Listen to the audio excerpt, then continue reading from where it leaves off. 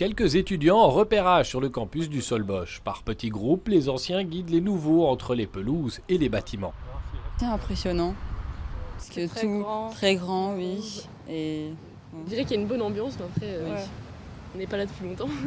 Pas là depuis longtemps, mais sachez que du haut de ces murs, un siècle d'histoire vous contemple. Le plus ancien des bâtiments, c'est celui-ci, 100 ans cette année.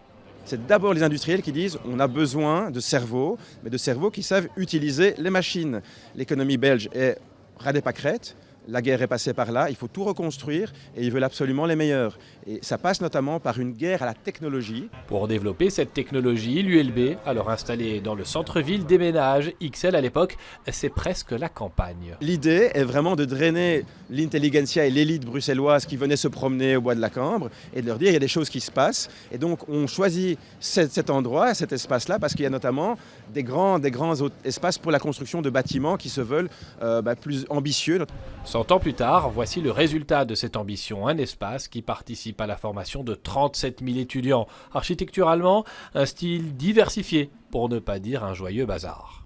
Donc ça fait partie de l'ULB, c'est vrai que c'est éclectique, certains endroits ne sont pas particulièrement beaux. Il faut dire qu'à l'époque, il n'y avait pas des plans guides pour le développement du campus. Et dans 100 ans, à quoi pourrait ressembler ce campus du Solbosch? Les autorités académiques veulent notamment répondre aux urgences actuelles.